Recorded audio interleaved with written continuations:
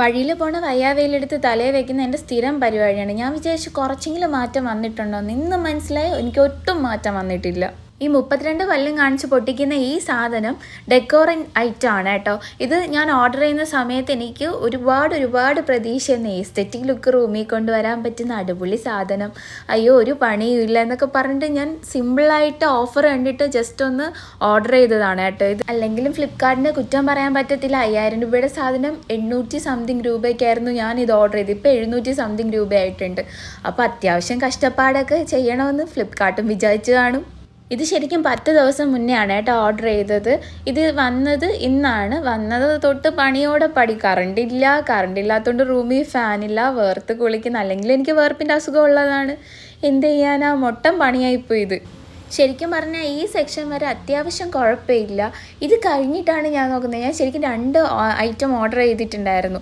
അപ്പോൾ ഇതിലേതാ വന്നതെന്ന് കൺഫ്യൂഷനായിപ്പോയി. അങ്ങനെ ഞാൻ ഫോൺ എടുത്ത് നോക്കുന്നതായിട്ട് അപ്പോഴാണ് മനസ്സിലായത് ഓക്കെ ഇത് വുഡണിൻ്റെ സൈഡ് ടേബിളാണ് വന്നിട്ടുള്ളത് എന്ന്. ശരിക്കും പറഞ്ഞാൽ ഇപ്പോഴും എൻ്റെ കോൺഫിഡൻസിന് ഒരു കുഴപ്പമില്ല. കാരണം ഞാൻ ഒരു 5 വർഷം മുന്നേ ഇതുപോലൊരു സൈഡ് ടേബിൾ മേടിച്ചിട്ടുണ്ടായിരുന്നു. അത് ഞാൻ ഒറ്റയ്ക്കാണ് ഫിറ്റ് ചെയ്തത്. അതുകൊണ്ട് എനിക്ക് ഭയങ്കര കോൺഫിഡൻസ് ആണ്.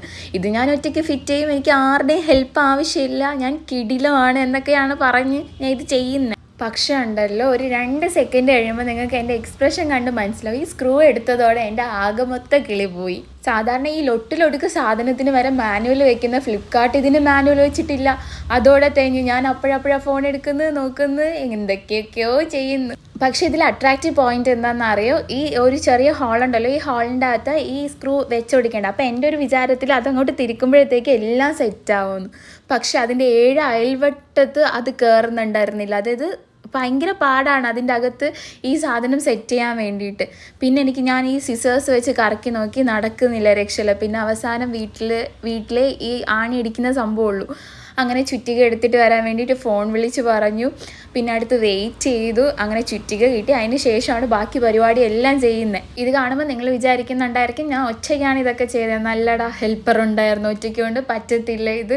ഞാൻ അങ്ങനെ എൻ്റെ കോൺഫിഡൻസ് ഞാൻ പയ്യെ അങ്ങ് ഊരി വെച്ചു. എന്നെക്കൊണ്ട് പറ്റത്തില്ലെന്ന് എനിക്ക് മനസ്സിലായി. ഇത് ഈ ഒരു സെക്ഷൻ എത്തിയപ്പോഴാണ് കേട്ടോ പിന്നെ ഭയങ്കരമായിട്ട് ഒരു ഹാപ്പിനെസ് തോന്നിയത്. കാരണം ഏകദേശം ഫിനിഷായി. അതുവരെ കൺഫ്യൂഷൻസ് ആയിരുന്നു, ഇത് ശരിയാവോ, ഇത് ഓക്കെ ആവോ, അങ്ങനെയൊക്കെ. പിന്നെ ഈ ഒരു വിയർപ്പ് ഇതെൻ്റെ ഐഡൻറ്റിറ്റി ആയിട്ട് വന്നുകൊണ്ടിരിക്കുകയാണ്. ശരിക്കും പറഞ്ഞാൽ ഇപ്പോൾ ദേഹമാണെങ്കിൽ ഉടനെ ഞാൻ വേർക്കും. എന്താണെന്ന് അറിയത്തില്ല, പുറത്തിറങ്ങിയാൽ വേർക്കും. അപ്പോൾ എന്തായാലും അത് കഴിഞ്ഞ ശേഷം ഗ്ലാസ് ക്ലീനറൊക്കെ വെച്ചിട്ട് ഞാൻ പൊടിയൊക്കെ തുടച്ചിട്ടുണ്ടായിരുന്നു. ഇവിടെയല്ല ഇത് സെറ്റ് ചെയ്യാൻ ഉദ്ദേശിച്ചിരിക്കുന്നത്. അപ്പോൾ എന്തായാലും ഇത് കണ്ടപ്പോൾ സന്തോഷം. അപ്പോൾ ഇത്രയേ ഉള്ളൂ ഇന്നത്തെ video. See you on next video. Bye by.